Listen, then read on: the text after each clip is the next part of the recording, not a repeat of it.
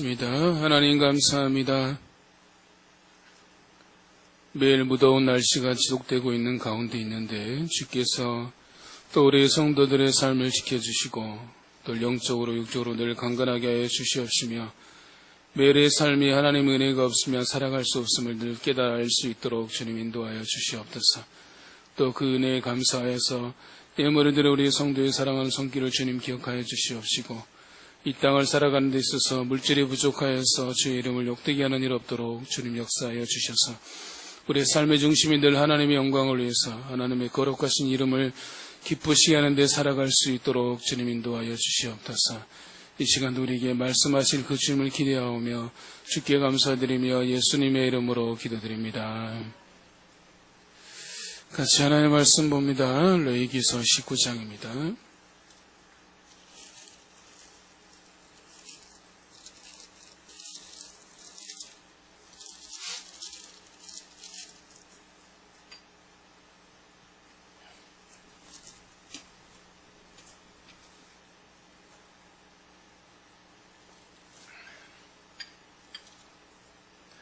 레위기서 19장 1절 2절만 보겠습니다.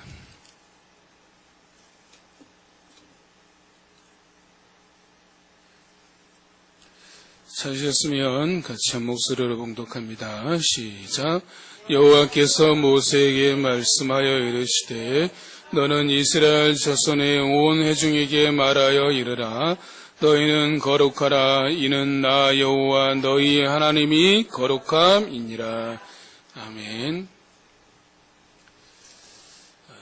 1986년 1월 28일에 미국 왕복 우주선 챌린저호가 이륙한 지 73초 만에 공중 폭발하게 됩니다.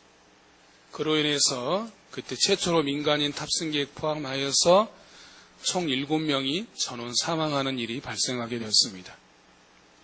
1995년 6월 29일 서울의 삼풍백화점이 붕괴되어서 매장에 있던 직원과 고객 포함하여서 사망자 502명, 실종 6명, 부상자 937명의 대형 참사가 발생했습니다.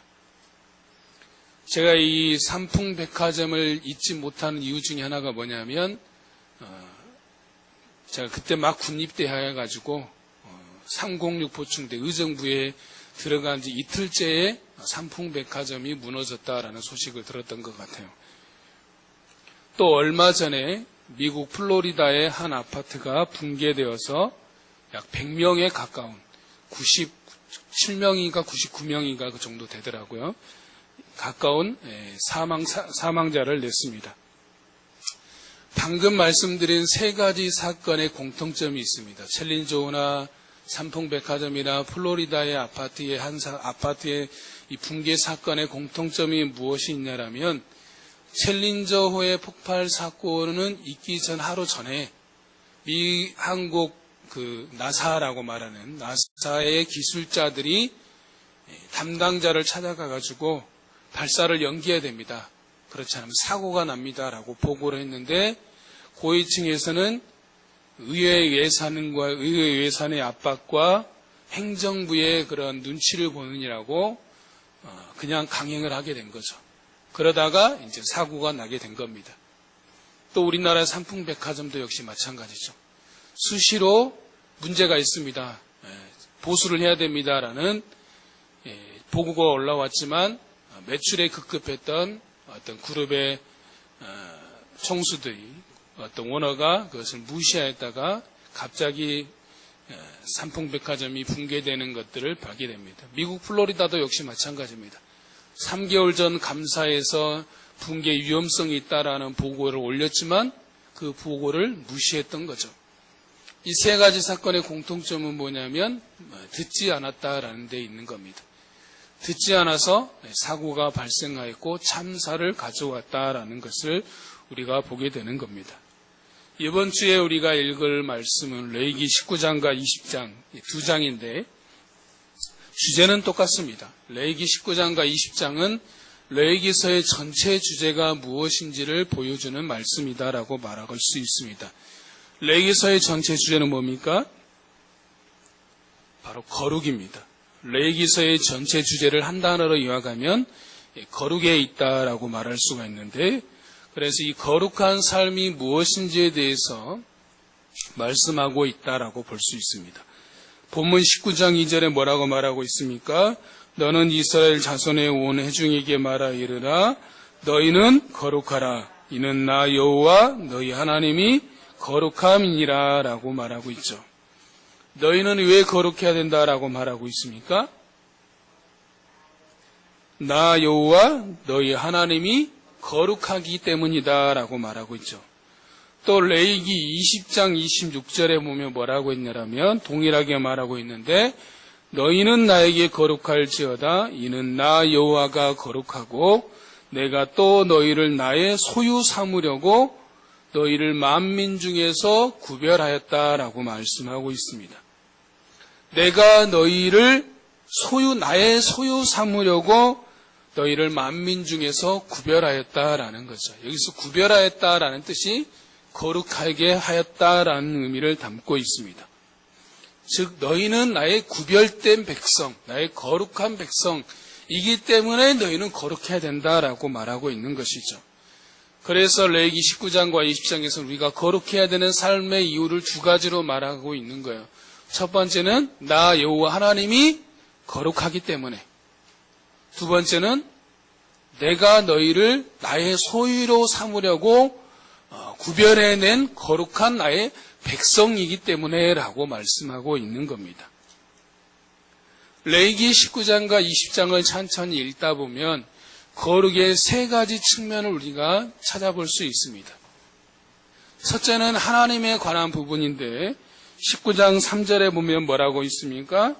안식일을 기억하여 지키라. 안식일을 나의 안식일을 지키라 라고 말하고 있고 4절에서는 너희는 헛된 것들에게로 향하지 말며 너희들을 위하여 신상을 부어 만들지 말라라고 하시면서 우상 숭배의 금지에 대해서 말씀하고 있죠. 5절에서는 화목제물을 여호와께 드릴 때 기쁘게 받으시도록 드리라라고 말씀하고 있고 20장 3절에서는 내 자녀를 몰렉에게 주지 말라. 이는 내 성소를 더럽히고 내 성호를 욕되게 하는 것이다 라고 말씀하고 있습니다. 또 20장 22절에서는 나의 모든 규례와 법도를 지켜 행하라 라고 말씀하고 있고 20장 23절에서는 내가 너희 앞에서 쫓아내는 족속의 풍속을 따르지 말라라고 말씀하고 있습니다. 이러한 모든 말씀을 요약하면 뭐가 되냐면 내 하나님 여호와만을 온전히 예배하라라는 게 됩니다. 즉 하나님이 기뻐하시는 예배자가 되라라는 것이죠. 다르게 말하면 내 마음과 목숨과 힘을 다해서 뜻을 다해서 내 하나님을 사랑하라라는 거죠. 이것이 거룩의 한 측면입니다. 또 하나의 측면은 레위기 20장 7절에 있는데 레위기 20장 7절에서 뭐라고 말하고 있냐면 너희는 스스로 깨끗게 하여 거룩할지어다 라고 말하고 있습니다. 자기 자신을 깨끗하게 하라라고 말하고 있습니다. 자기 자신을 돌아보라라는 것이죠. 그러므로 거룩은 뭐냐? 하나님의 기준에 맞추어서 늘 자기 자신을 돌아보는 것, 점검하는 것이다 라고 말할 수 있어요. 그렇기 때문에 우리는 매일 하나님의 말씀에 비추어서 자신의 삶을 점검해야 되는 겁니다. 그것이 거룩한 삶입니다. 거룩의 세 번째 측면은 레위기 19장 18절에 나와 있습니다. 한번 읽어보겠습니다. 레위기 19장 18절 같이 읽습니다. 시작.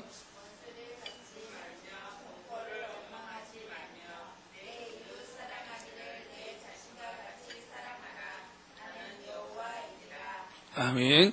마지막에 뭐라고 말하고 있습니까? 내 이웃 사랑하기를 내 자신과 같이 사랑하라. 거룩의 세 번째 측면은 내 이웃을 내 자신과 같이 사랑하라라는 겁니다. 이웃 사랑입니다. 그러면 구체적으로 이웃을 사랑한다라는 것에 대해서 어떻게 말씀하고 있는지를 보면 먼저 소극적 측면과 적극적 측면들이 있는데 소극적 측면에서는 내 이웃에게 해를 끼치지 말라라는 겁니다. 그에 해당하는 것이 19장 11절에 보면 도둑질하지 말며 속이거나 거짓말하지 말라라고 되어 있고 13절에서는 내 이웃을 착취하거나 억압하지 말라라고 되어 있으며 14절에서는 귀먹은 자를 저주하지 말며 맹인 앞에 장애물을 놓지 말라라고 말하고 있죠. 또 16절에서는 내 백성 중에 돌아다니며 비방하지 말라. 내 이웃의 피를 흘려 내 이익을 도모하지 말라. 또 17절에서는 뭐라고 말하고 있습니까? 내 형제를 마음으로 미워하지 말라라고 말하고 있죠. 이러한 것들이 다 이웃에게 해를 끼치지 말라라는 말로 요약할 수 있습니다. 그러면 적극적 측면은 뭐냐? 19장 9절부터 10절을 보시면 뭐를 이야기하고 있습니까? 땅에서 곡식을 거둘 때 반 모퉁이까지 다 거두지 말고 이삭을 주우라 그랬습니까? 줍지 말라고 했습니까? 줍지 말라고 했고 10절에 보면 포도원의 열매를 다 따지 말고 떨어진 열매도 줍지 말라.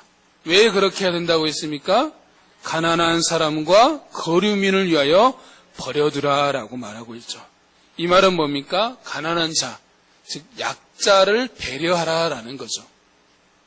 성경에서 말하는 약자는 어떤 사람이냐면 과부와 가난한 자, 우리가 말하는 장애인들이 전부 다 사회적 약자에 들어갑니다. 그렇기 때문에 그러한 약자에 대한 배려를 하나님께서는 놓치지 않고 있는 것들을 보게 되죠. 그래서 거룩을 정리하면 세 가지 측면이 있어요. 위로는 하나님을 사랑하고 나 자신을 성결하게 하며 아래로는 그 하나님을 향한 사랑을 가지고 내 이웃을 내 몸처럼 사랑하는 것. 이것이 바로 거룩이다라고 말씀하고 있는 겁니다.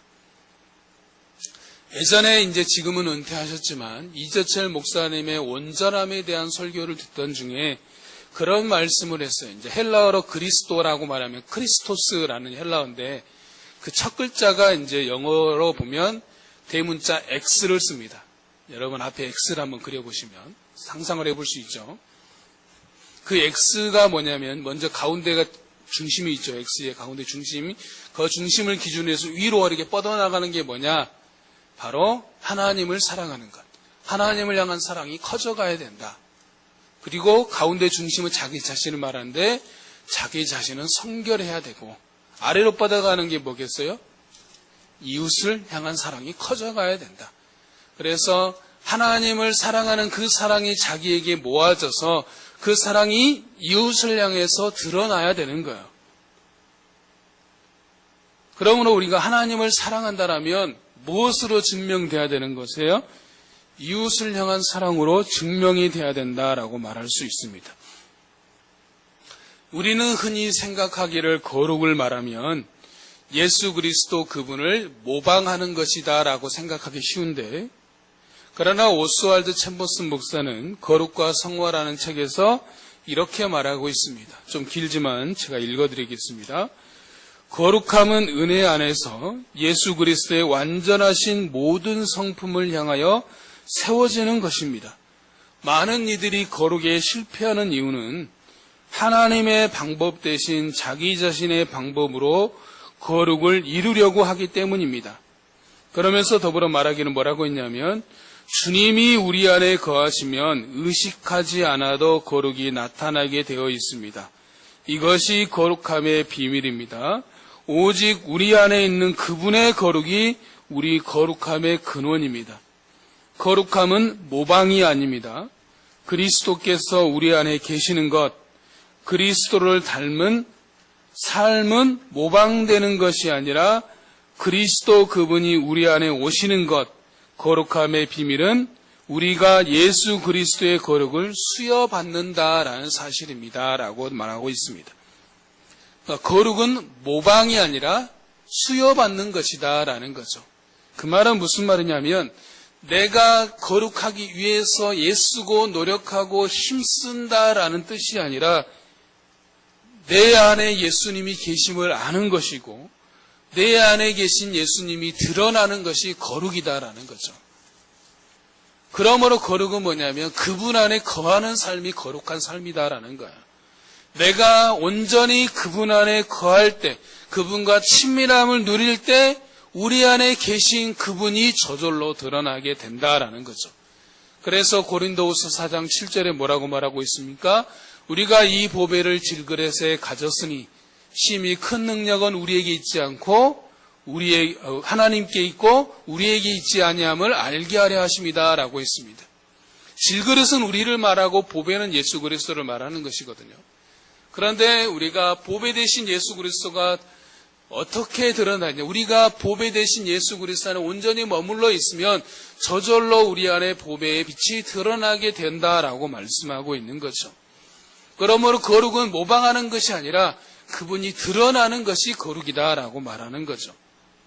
이러한 거룩한 삶을 잘 보여주는 삶이 있습니다. 오늘 우리가 나누고자 하는 말씀의 핵심이다라고 말할 수 있는데 같이 한번 따라하겠습니다. 성령 충만. 오늘 우리가 나누고자 하는 말씀의 핵심은 성령 충만한 삶입니다. 우리가 거룩한 삶을 산다라는 것을 다르게 말하면 매일 성령 충만으로 사는 것입니다. 에베소서 5장 18절에 뭐라고 했습니까? 술 취하지 말라 이는 방탕한 것이니 오직 성령 충만을 받으라라고 말씀하고 있죠. 성령 충만이 뭡니까? 충만하다는 것은 전에 말씀드린 것처럼 두 가지 의미가 있어요. 첫 번째는 가득하다, 채우다라는 뜻이 있고 또 하나는 지배하다, 다스리다라는 의미가 있습니다. 성령 충만이 무엇인지를 잘 보여주기 위해서 성경에서 에베소서 5장에서는 무엇과 비교하여서 설명하고 있습니까? 술 취하는 것과 비교하여서 설명하고 있죠. 술에 취하였다는 것은 무엇을 말하는 겁니까? 술, 곧 알코올의 지배를 받는 것이죠. 그래서 사람들이 흔히 하는 게 뭡니까? 술을 먹기 전에는 할 수 없던 행동을 술을 먹으면 하게 되는 것들을 많이 보잖아요. 그래서 술 기운을 빌어서 한다라는 것들을 우리가 보게 되는데 그것은 뭡니까? 술에 완전히 지배를 당하는 거죠. 혹자는 그렇게 말합니다. 언제 성경에 술 취하지 말라 했지 술 먹지 말라라고 했냐라고 하면서 술을 먹는 거를 정당화하고 있는 건데 그거는 궤변이죠. 술의 지배를 받지 말라라는 것을 말하고 있는 겁니다. 그러면 성령 충만하다는 게 뭐겠어요? 성령의 지배를 받는 것.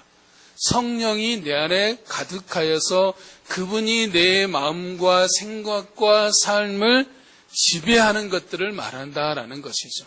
그분의 영향력 아래 온전히 머물러 있는 삶이 성령 충만이다라고 말할 수 있습니다. 그 대표적인 예가 사도들, 예수님의 제자들인 것들을 보게 되죠. 예수님의 제자들이 성령으로 충만하게 되는 어떤 모습이었습니까? 도망자들이었고 겁쟁이들이었습니다. 그런데 성령으로 충만하시자 그들이 어떻게 됐습니까? 그들을 죽이고자 유혹하는 그 대적자들이 유혹해도 굴하지 않고 너희들이 사람의 말을 듣는 것보다 하나님의 말씀을 듣는 것이 더 낫다라고 말하면서 담대하게 나아가는 사도들의 모습을 보게 됩니다. 또한 사도행전 6장에 보면 초대교회에 심각한 문제 하나가 발생하게 되는데 바로 구제 문제가 생긴 거죠. 즉 헬라파 유대인들과 헬라파 과부들이 있었고 히브리파 과부들이 있었는데 그 헬라파 과부들이 자꾸 구제에 소외되는 겁니다. 그러자 헬라파 유대인들이 원망하고 문제를 제기한 거죠. 그러자 사도들이 그 문제를 어떻게 했냐면 우리는 말씀과 기도하는 일에 전력하고 이 일을 감당할 사람을 세우자라고 논의를 하게 되는데 그래서 어떤 사람을 세우게 되냐면 사도행전 6장 3절에 보면 성령과 지혜가 충만하여 칭찬받는 사람 7사람을 택하게 됩니다. 그 중에 한 사람 스데반 집사를 보면 사도행전 6장 8절에 스데반이 은혜와 권능이 충만하여 큰 기사와 표적을 민간에 많이 행하였다라고 말하자. 그러자 스데반이 이러한 일을 행하자 자유민들이 스데반과 큰 논쟁을 벌이게 됩니다. 그런데 성경에 뭐라고 있냐면 스데반이 지혜와 성령으로 말함을 그들이 당하지 못하였다라고 말하고 있어요. 또 심지어 스데반 집사는 모함을 당하여서 유대인들의 공회에 사로잡혀 서게 됩니다. 거기서 그는 담대하게 예수님을 전하는 복음을 선포하게 되죠. 그러자 그곳에 모인 사람들이 스데반 집사의 말을 듣고 마음에 찔리게 됩니다. 마음에 찔려서 그들이 한 것은 뭐냐면 돌을 들어 스데반을 치게 되는 거죠. 그래서 스데반이 돌에 맞아 죽으면서 뭐라고 말합니까? 주여, 이 죄를 그들에게 돌리지 마옵소서라고 그들의 죄를, 자기가 지금 돌에 맞아 죽으면서 자기 돌을 치는 자들을 용서하고 있는 것들을 보게 됩니다. 스데반 집사가 그러한 것을 가능케 했던 이유는 그가 인격이 탁월했습니까? 아닙니다. 오직 성령으로 충만했기 때문입니다. 스데반 집사가 남들보다 탁월한 인격, 탁월한 성품, 남들보다 뛰어난 사람이어서가 아니라 그러니까 성령에 붙잡힌 바 되었기 때문에 자기가 돌에 맞아 죽으면서 그러한 돌을 치는 자들을 용서할 수 있었던 것을 우리가 보게 되는 거죠. 또한 초대교회의 특징 중에 하나가 뭐냐면 믿는 무리가 한 마음과 한 뜻이 되어 모든 물건을 서로 통용하고 자기 재물을 조금이라도 자기 것이라고 주장하지 아니하고 서로 나누게 됩니다. 자기의 것을 기꺼이 다른 사람을 위해서 나눌 수 있었던 이유가 뭡니까? 바로 그들이 성령으로 충만하였기 때문이다라는 것이죠. 존 하이드라는 인도 선교사가 있습니다. 하이드 선교사의 별명은 잠들지 않는 기도의 사도라는 별명을 가지고 있습니다. 존 하이드가 인도 선교사로 이제 헌신하고 배를 타고 인도로 가고 있을 때의 이야기입니다. 하이드 선교사의 아버지는 목사였고 어머니는 신실한 크리스천이었습니다. 이 하이드 선교사는 젊어서 나는 선교사가 되겠다라고 헌신하였고 그래서 꿈을 꿨죠. 나는 위대한 선교사, 나는 훌륭한 선교사가 되겠다라고 결심하면서 그래서 필요한 준비를 했습니다. 인도어도 열심히 공부하고 인도 선교에 필요한 모든 것들을 차곡차곡 잘 준비했습니다. 그래서 이제 날이 되어서 배를 타고 인도로 갈 때 배에 타서 선실에 들어가 보니까 아버지 친구 목사님이 보낸 편지가 도착해 있었습니다. 그 편지 내용을 보고 그는 분노하여서 편지를 구겨서 바닥에 던져버렸습니다. 편지 내용이 뭐였냐면 사랑하는 존, 내가 성령으로 충만할 때까지 내가 기도하는 것을 멈추지 않을 것이다 라는 짧은 말이었습니다. 하이드 선교사가 화가 났던 것은 뭐냐면 아니 내가 이제 훌륭한 선교사가 되기 위해서 위대한 선교사가 되기 위해서 지금 인도로 가는데 이 말은 내가 지금 성령 충만을 하지 않다는 말인가 라고 하면서 화가 난 것이죠. 내가 지금 얼마나 성령 충만한데 성령 충만하지 못한가라고 하면서 화를 버럭버럭 낸 겁니다. 그래서 화를 사귀기 위해서 배의 갑판을 거닐다가 다시 생각을 하게 됐습니다. 그래도 나를 사랑하고 믿어주는 아버지 친구 목사님이 괜히 이런 말을 했을 이유가 없을 것이다 라고 생각하면서 여전히 마음에 분노가 가득하고 여전히 마음이 괴로웠지만 그러나 그 말을 따라서 이제 성령 충만을 위해서 기도했습니다. 기도하다가 하이드 선교사는 깨닫게 되었습니다. 무엇을 깨닫게 되었냐면 자기가 말로는 주님을 사랑한다라고 말했지만 자기 마음속에 이기적 야망이 가득했음을 보게 됐습니다. 왜 자기가 훌륭한 선교사, 위대한 선교사가 되고자 했는지 그 이유가 자기의 야망에 있었다라는 것을 알게 된 것이죠. 그래서 그때부터 그는 배에서 내릴 때까지 계속해서 성령으로 충만케 해달라고 기도하게 되었습니다. 이것이 하이드 선교사 인생의 전환점이 되었어요. 그래서 그는 인도에 도착하여서 인도에서 사역하는 모든 사역에서 가장 중요한 사역이 뭐였냐면 바로 기도하는 사역이었습니다. 그래서 그의 별명이 골방의 성자요 기도하는 하이드로라고 불리게 되었습니다. 우리가 기본적으로 전제돼야 될 것은 뭐냐면 성령 충만은 내가 노력으로 쟁취하는 것이 아니다라는 것을 알아야 됩니다. 우리의 노력으로 해서 내가 노력하면 얻어지는 것이 성령 충만이 아니다라는 거예요. 나의 열심으로 주어지는 게 아니다라는 것을 먼저 전제해야 됩니다. 그러면 어떻게 주어지는 것인가? 성령 충만은 나의 노력의 대가가 아니라 그리스도 예수 안에 있는 모든 신자에게 값없이 주시는 하나님의 은혜다라는 거죠. 누구나 누릴 수 있는, 그리스도 안에 있는 자는 누구나 누릴 수 있는 하나님의 은혜다라는 사실입니다. 다음 말씀 보겠습니다.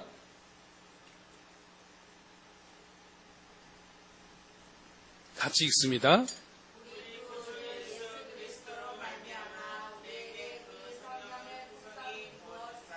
아멘. 뭐라고 말씀하고 있습니까? 우리 구주 예수 그리스도로 말미암아 우리에게 그 성령을 풍성히 부어주사. 예수 그리스도로 말미암아서 우리에게 성령을 부어주셨다. 성령은 하나님께 주신 은혜의 선물이다라는 거죠. 그러므로 이미 내 안에 성령이 계셔요. 그러면 우리가 할 게 뭐냐? 그것을 날마다 우리가 알고 사는 거죠. 근데 우리는 성령이 내 안에 계시는데 성령 충만을 구하는 건 뭡니까? 자꾸 겉으로 드러나는 은사를 바라는 거예요. 그래서 우리가 성령 충만하면 어떤 은사를 바라는 거예요. 그러니까 방언을 하고 신유의 은사가 나타나고 어떤 병 고침의 은사가 나타나고 이것을 성령 충만으로 생각하는 오류가 있다라는 거죠. 그것은 성령의 일하심이 한 단편에 불과해요. 성령의 역사하시는 가장 큰 것은 어떤 은사가 나타나는 것이 아니라 내 삶이 완전히 그분의 지배하에 다스림 가운데 있는 것이다라는 것이죠. 그러면 성령 충만한 삶은 어떤 삶의 특징들을 가지고 있는가라는 것을 보면 크게 세 가지로 생각해 볼 수 있는데 첫 번째는 심령이 가난한 자입니다. 마태복음 5장에 보면 예수님께서 심령이 가난한 자는 복이 있다라고 말씀하고 있는데 이 말씀을 우리가 오해해서는 안 됩니다. 심령이 가난해야 복이 있다라는 조건문이 아닙니다. 심령이 가난한 자가 복된 자다라는 선언입니다. 내가 심령이 가난해야 복을 얻는다라는 뜻이 아니라 심령이 가난한 자 이꼬르 복된 자라가 되는 거예요. 여기서 가난하다라는 것은 헬라어로 푸토코스라는 말인데 어떤 의미냐면 이에 대해서 존 메가더 목사님이 잘 설명해 주고 있어요. 뭐라고 했냐면 자신의 신분을 알리는 것조차 몹시 부끄러워하는 거지라고 말했습니다. 그러니까 일반적으로 가난하다는 뜻이 아니라 내가 구걸을 해야 될 정도의 거지가 바로 가난하다라는 뜻입니다. 이게 바로 푸토코스라는 말이에요. 그러니까 심령이 가난하다는 것은 마음이 그렇게 내가 몹시 구걸할 정도로 가난하다라는 것을 말하고 있는 거죠. 그 말은 뭐겠어요? 자신의 전적 무능력을 말하는 겁니다. 시편 51편 17절에 말하면 하나님께서 구하시는 제사는 상한 심령이여라. 하나님이 상하고 통회하는 마음을 주께서 멸시하지 않는다라고 말씀하고 있는데 상한 심령이다라고 말할 수 있어요. 여기서 말한 상한 심령이라는 깨지고 부서진 마음을 말하는 겁니다. 이사야서 66장에서는 마음이 가난하고 심령이 통회하는 자라라고 말하고 있다라고 볼 수 있습니다. 존 칼빈은 이렇게 말했습니다. 자기 자신은 아무것도 아닌 것으로 낮아지고 하나님의 자비에 의지하는 사람들만이 심령이 가난한 자들이다라고 했습니다.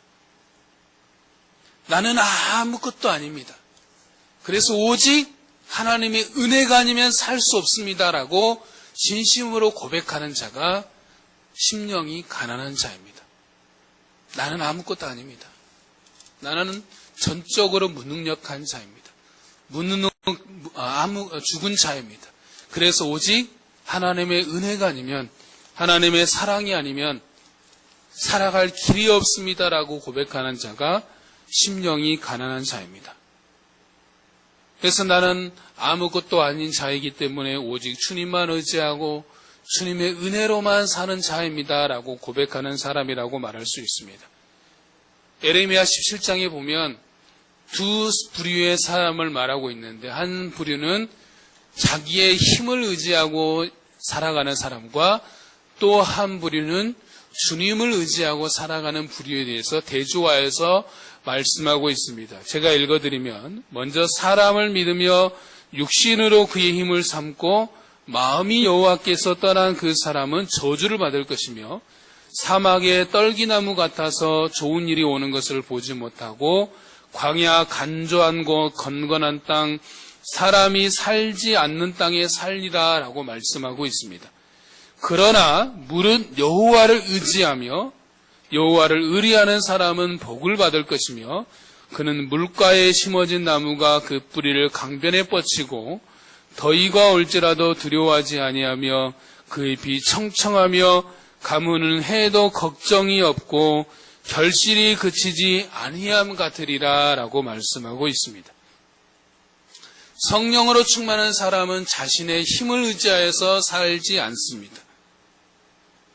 오직 자기 자신에 대해서는 죽은 자여 무능력한 자여 나는 아무것도 아닌 자입니다. 그래서 나는 오직 주님밖에 의지할 것이 없습니다 라고 하면서 주님만을 의지하고 주님만을 앙망하는 자가 심령이 가난한 자입니다. 두 번째, 성령 충만한 자는 어떤 사람인가? 애통하는 자입니다. 애통이라는 말은 헬라어로 펜테오라는 것으로 슬퍼하다, 애통하다라는 의미를 담고 있습니다. 간단하게 말하면 우는 자가 복된 자라는 겁니다. 세상에서는 우는 자를 어떻게 봅니까? 약한 자로 보죠. 그러나 성경에서는 우는 자를 복된 자라고 본다라는 사실이죠. 그러면 무엇에 대해서 울어야 되겠습니까? 무엇에 대해서 우는 자를 복된 자라고 말하고 있는 겁니까? 바로 죄에 대해서 우는 자를 복된 자라고 말하고 있습니다. 이사야 선지자는 거룩하신 하나님을 배웠고 그렇게 고백했습니다. 화로다 나여 망하게 되었도다. 나는 입술이 부정한 백성 중에 거주하면서 만군의 하나님 여호와를 배웠도다 라고 말하고 있습니다. 나는 죄인인데 감히 어떻게 만군의 여호와 하나님을 배웁냐. 나는 죽게 되었다라고 고백하고 있는 것들을 보게 되는 거죠. 성령으로 충만한 자는 애통하는 자입니다. 애통하는 자는 다르게 말하면 회개하는 자입니다. 여러분, 회개가 무엇입니까? 회개가 무엇인지에 대해서는 제임스 패커가 쓴 거룩의 재발견이라는 책에서 잘 말해주고 있습니다. 거기에 말씀해 보면 이렇게 기록하고 있습니다. 하나님이 싫어하시거나 그 많은 활동을 기꺼이 하여 그분께 반항했던 행동을 포기하는 행위입니다. 회개를 의미하는 히브리어 단어는 돌이키거나 돌아오는 행위를 뜻하고, 헬라어는 마음을 바꾸어 결국 노선까지 변경하는 상황을 암시합니다. 고로 회개란 생각하는 습관, 태도, 견해, 정책, 방향, 행동을 완전히 바꿔 그릇된 삶의 패턴에서 빠져나와 바른 삶의 패턴으로 방향을 전환하는 행위이다라고 말하고 있어요. 회개는 간단하게 말하면 하나님께로 유턴하는 겁니다. 방향 전환하는 겁니다. 우리가 차를 몰다가 잘못된 방향으로 가면 어떻게 합니까? 유턴하잖아요. 회개는 유턴입니다. 내가 하나님이 원치 않는 삶을 살다가 이게 아닌데 라고 알면서 쭉 가는 것은 아니고, 쭉 갈고 알면서도 쭉 가버리는 회개가 아니에요. 알았으면 다시 그 자리에서 유턴을 하고 다시 올바른 길로 가는 게 회개다라는 거죠. 그래서 칼빈은 기독교 강요에서 뭐라고 했냐면, 회개란 우리의 삶이 진정으로 회심하여 하나님께로 향하는 것으로, 그것은 순전히 하나님을 진심으로 두려워하는 마음에서 시작되어야 하고, 우리의 정욕과 애 자아를 죽이고 성령의 능력을 살리는 것으로 나타나는 것이다 라고 말하고 있습니다. 회개는 뭐냐면 나는 죽이고 성령으로 사는 것, 이게 회개다라는 거죠. 느헤미야는 이스라엘 백성들의 포로 귀환 3차를 주도했던 인물입니다. 느헤미야가 예루살렘에 총독으로 와서 했던 일은 크게 두 가지입니다. 하나는 뭐냐면 성벽을 재건하는 일이었어요. 여기서 퀴즈를 한 가지 내면 느헤미야가 이스라엘 백성들과 함께 성벽 재건을 며칠 만에 했습니까? 며칠 만에 했죠? 힌트를 드리면 두 자릿수. 며칠 만에 성벽을 재건했습니까? 52일 만에 재건을 했죠. 그것은 뭐냐면 이스라엘 백성들의 공동체의 정체성을 회복한 겁니다. 그리고 두 번째로 한 게 이제 내부적인 개혁을 한 거죠. 느헤미야 8장에 보면 그래서 이스라엘 백성들을 느헤미야가 수문학 광장에 모이게 합니다. 그래서 처음에는 학사 에스라를 통해서 하나님의 말씀을 선포합니다. 그래서 백성들이 그 말씀을 듣고 울지 말라. 이날은 여호와의 성일이니 우리가 하나님을 기뻐해야 된다라고 하면서 하나님을 기뻐하며 즐거워하며 예배합니다. 그리고 초막절을 지킵니다. 초막절은 다른 말로 하면 장막절인데 그것은 뭐냐면 일주일 동안 요즘식으로 하면 텐트를 쳐서 텐트에 거하면서 하나님께서 40년 광야 생활을 어떻게 인도해 주셨는지 그 인도에 대해서 감사하면서 기뻐하는 날입니다. 그리고 세 번째로 뭐를 했냐면 느헤미야 9장에 보면 이스라엘 백성들이 베옷을 입고 금식하며 자기의 죄를 회개합니다. 하나님 우리가 잘못했습니다. 우리가 이렇게 살지는 않겠습니다라고 회개하면서 하나님께 언약을 맺으면서 인칩니다. 도장을 찍습니다. 그래갖고 우리가 문서에다가 마지막에 뭘 합니까? 자기의 도장 찍잖아요. 그것처럼 우리가 이제 다시는 죄를 범하지 않겠습니다라고 자신의 이름을 쭉 쓰고 마지막에 도장을 딱 찍는 그러한 일을 하게 되는 것들을 보게 됩니다. 예레미야 A가 2장 18절과 19절에 보면 그런 말씀이 있습니다. 제가 읽어드리면 그들의 마음이 주를 향하여 부르짖기를 딸 시온의 성벽아 너는 밤낮으로 눈물을 강처럼 흘릴지어다. 스스로 쉬지 말고 내 눈동자를 쉬게 하지 말지어다. 초저녁에 일어나 부르짖을지어다. 내 마음을 주의 얼굴 앞에 물 쏟듯 할지어다. 갓길 어귀에서 주려 기진한 내 어린 자녀들의 생명을 위하여 주를 향하여 손을 들지어다 라고 말하고 있습니다. 여기서 말하고 있는 핵심이 뭐냐면 밤낮으로 눈물을 흘리며 손을 들고 기도해라. 누구를 위해서? 너의 굶어 죽고 있는 어린 자녀들을 위해서, 나라를 위해서, 백성들을 위해서 기도하라 라고 말하고 있는 겁니다. 예레미야 선지자가 활동했던 시기는 언제입니까? 나라가 곧 멸망하기 직전이었어요. 나라가 피폐한 거야. 하나님을 떠나서 곧 멸망을 앞두고 있는 그때이기 때문에 나라가 심히 어려웠습니다. 그렇기 때문에 그때 너희들은 밤낮으로 울며 금식하며 하나님께 기도해야 된다라고 선포하고 있는 겁니다.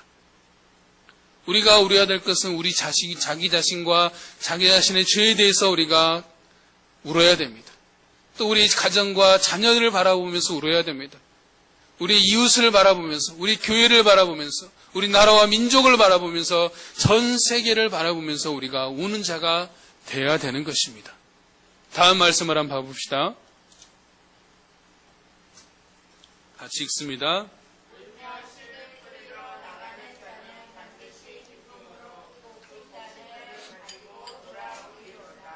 아멘. 울며 씨를 뿌리는 나가는 자는 반드시 뭘 얻습니까? 기쁨으로 그 곡식단을 가지고 돌아오리로다. 하나님은 우리의 눈물을 그냥 흘려보내지 않으십니다. 반드시 기쁨으로 돌아오게 하신다라는 거죠. 그러므로 우리는 자기 자신에 대해서, 가정을 위해서, 자녀를 위해서, 교회를 위해서, 이웃을 위해서, 나라와 민족과 온 세계를 위해서 울며 씨를 뿌리는 자, 그런 애통하는 자가 되어야 됩니다. 그러한 사람이 성령으로 충만한 자입니다. 그럼 어떻게 해야지 우리가 잘 올 수 있는가? 거룩의 제일 발기라는 책에 보면 스티븐 닐이라는 사람의 말을 인용하고 있습니다. 뭐라고 말하고 있냐면 거룩함에 이르는 도상에서 앞으로 나아가려면 예수님을 더욱 잘 알아야 합니다. 언제나 그분을 향해 나아가야 합니다. 우리가 그분을 많이 알수록 우리는 그만큼 자신이 얼마나 초라한 존재인지를 분명하게 느낍니다. 라고 말하고 있습니다. 하나님의 크심을 알수록, 하나님의 거룩하심을 알수록, 하나님의 위대하심을 알수록 내 자신이 얼마나 작고 보잘것없는지를 알게 되기 때문에 그분 앞에 엎드릴 수밖에 없게 되는 것입니다. 그러므로 내가 우는 자가 되기 위해서는 내가 울어야 되겠다 고민할 필요 없어요. 하나님을 더 깊이 알면 됩니다.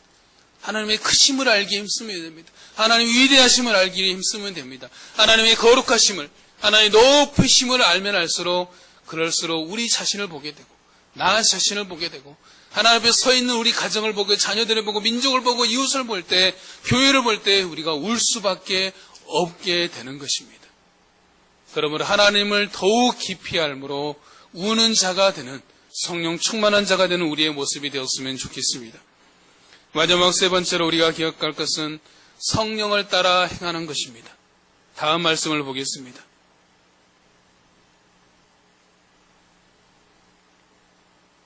같이 읽습니다.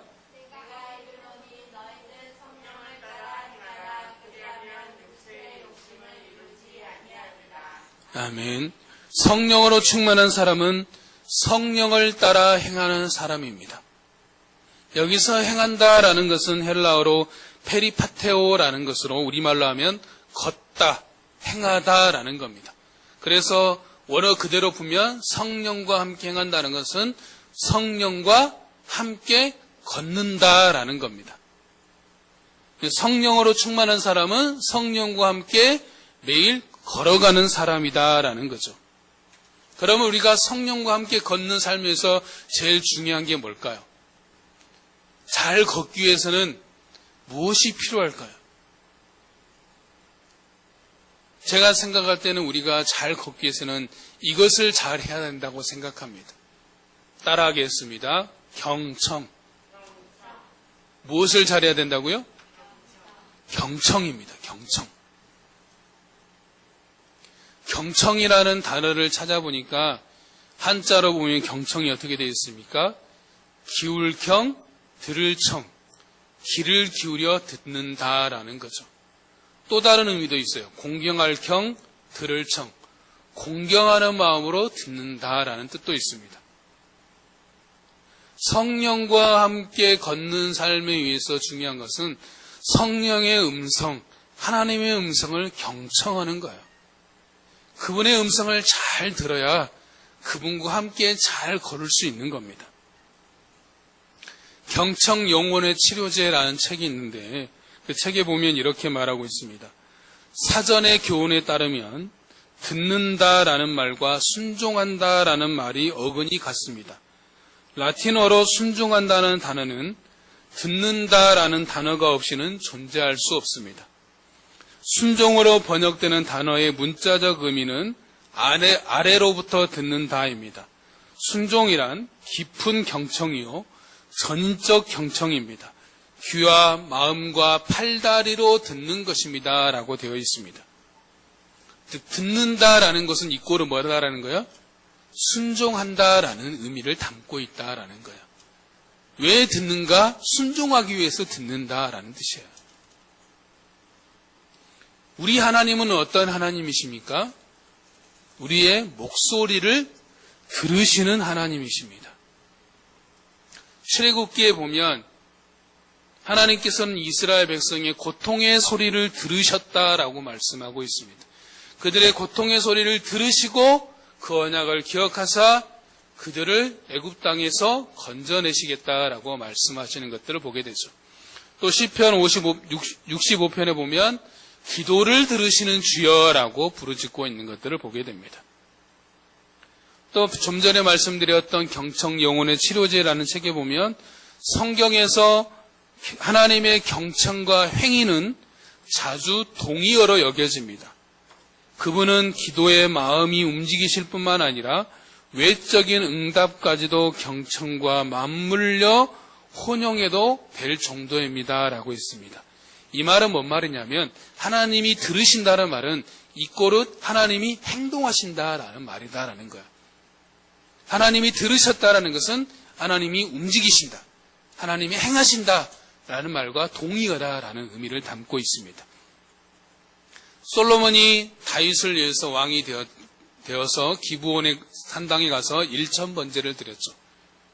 그러자 하나님께서 1000번제를 드린 솔로몬의 마음을 기뻐 받으시면서 내가 무엇을 원하느냐, 내가 원하는 것을 들어주겠다라고 말씀하자 솔로몬이 무엇을 구했습니까? 무엇을 구했죠? 예전에는 우리가 알기로는 지혜를 구했다라고 되어 있는데, 그러나 이제 바뀐 성경에는 듣는 마음이다라고 되어 있습니다. 듣는 마음을 구했다라는 거죠. 지혜가 곧 듣는 마음입니다. 솔로몬이 왕이 돼서 제일 필요한 게 뭐냐? 부도 아니고 명예도 아니고 권력도 아니고, 권력은 이미 얻었으니까 부도 아니고 명예도 아니고 전쟁이 없는 것도 아니고 백성들의 말을 잘 듣고 판단하는 것이다. 하나님의 말씀을 잘 듣는 것인 것들을 알게 된 것이죠. 하나님께서 이스라엘 백성들에게 성경에서 한결같이 강조하시면서 말씀한 게 뭐였어요? 내 목소리를 들으라라는 것이었죠. 이스라엘 백성들이 한결같이 하나님의 목소리를 듣지 않으시니까 선지자들을 계속해서 보내주셔서 제발 내 말 좀 들어라, 내 말 좀 들어라라는 거죠. 왜 이스라엘 백성들이 멸망했냐면 하나님의 목소리를 듣지 않아서 멸망한 겁니다. 그러면 왜 우리가 사람들이 하나님의 목소리를 듣지 않는가?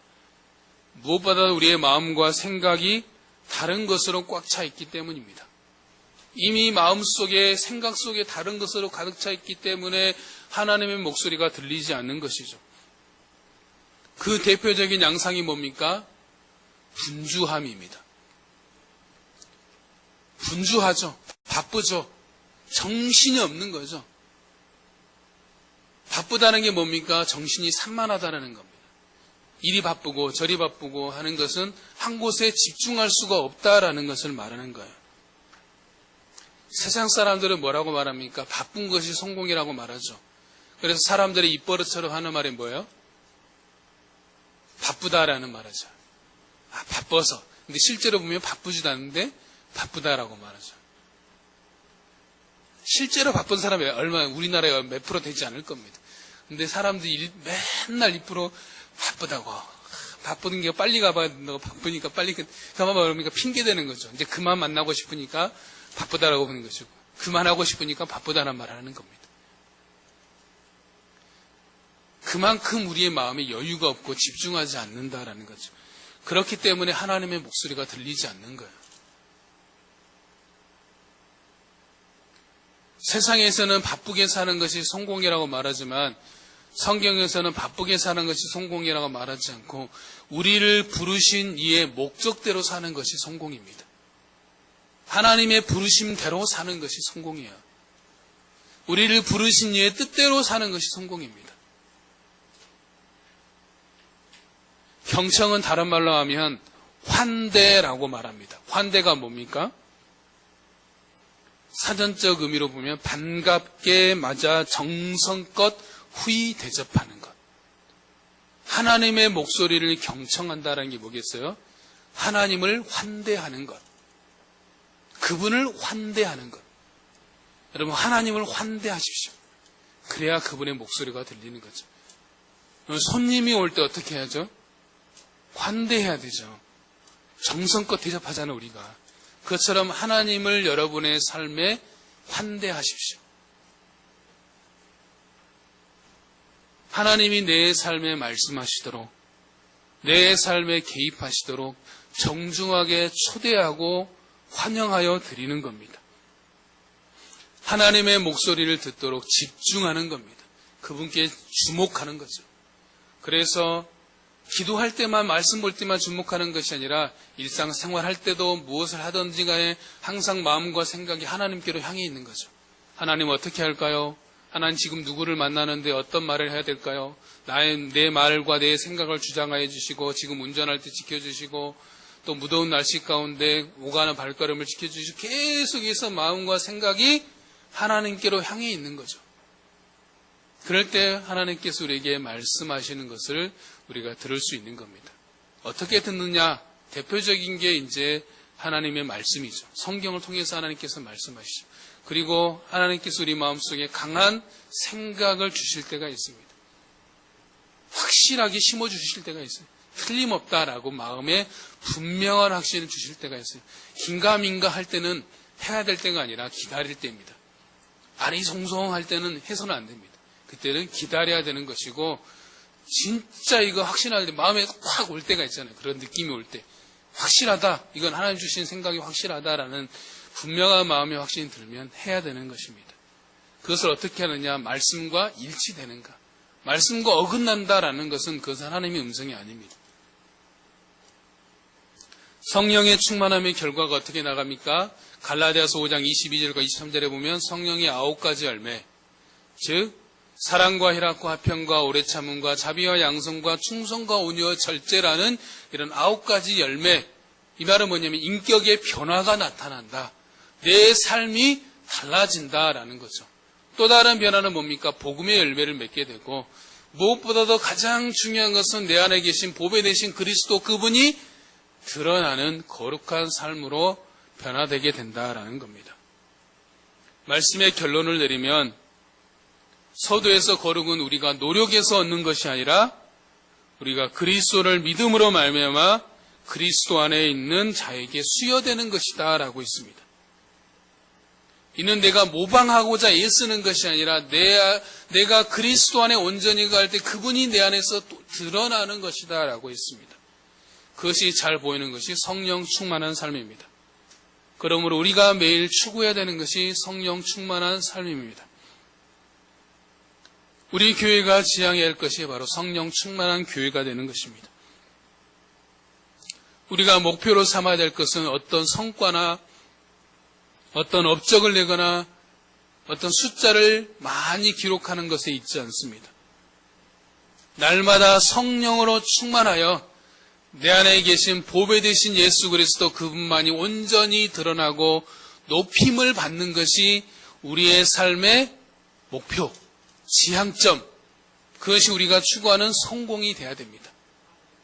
그래서 여러분 매일 기도하십시오. 아침마다 눈을 뜰 때마다, 길을 걸을 때마다, 무엇을 할 때마다 하나님 날마다 나를 성령으로 충만하게 하여 주옵소서.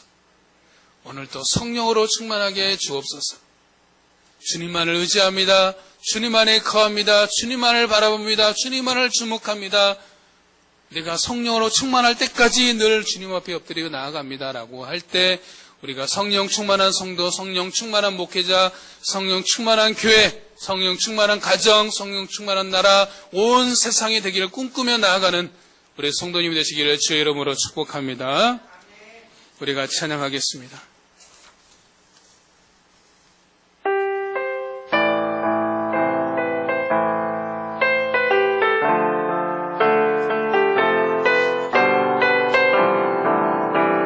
성령이여 임하소서. 메마른 나의 심령 위에 주님의 은혜의 담비 내려 나를 흠뻑 적셔 주옵소서. 주의 권세 주의 능력 지금 이 시간 임하셔서 악한 권세 모두 깨뜨리고 주님 나라 임하소서. 영광 할렐루야. 예수의 그 피가 내게 승리 주네. 구원이 되시네. 영광 할렐루야. 예수의 이름이 능력되네. 소망이 되시. 영광 할렐루야. 영광 할렐루야. 예수의 그 피가 내게 승리.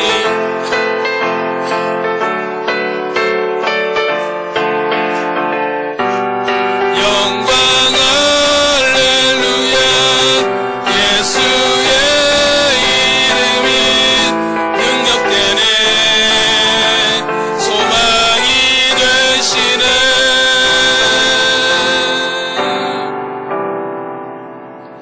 하나님 감사합니다.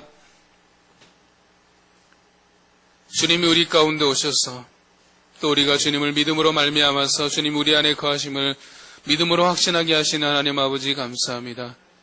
날마다 우리 안에 계신 보배 되신 예수 그리스도 그분만이 온전히 드러나게 하여 주시옵시고, 그래서 하나님 나의 삶을 통해서 주님만이 높임을 받게 하시고 존귀함을 받을 수 있는 그러한 삶을 살아갈 수 있도록 인도하여 주시옵소서. 그러기 위해서 하나님 날마다 성령 충만하게 원합니다. 하나님 주의 성령으로 충만하게 하여 주시옵소서. 성령 충만한 우리 자신 되게 하여 주시고, 성령 충만한 우리 자녀들 되게 하여 주시고, 성령 충만한 우리 가정 되게 하여 주시고, 성령 충만한 우리 아버지 교회 되게 하여 주시고, 성령 충만한 이 나라 민족 되게 하여 주시옵시고, 그래서 온 민족이 성령 충만하여 주의 이름만이 영광 받으시는 것들을 꿈꾸며 달려나아갈 수 있도록 주님 역사하여 주시옵소서. 지금은 우리 주 예수 그리스도의 은혜와 하나님의 크고 무한하신 사랑과 성령님의 감화감동 교통하심이 매일 성령으로 충만하여서 보배 되신 예수 그리스도 그분만을 온전히 높이기를 선포하는, 또 사랑하고 또 소망하는 우리 사랑하는 모든 성도들 머리 위에 지금부터 영원까지 항상 함께 있을지어다.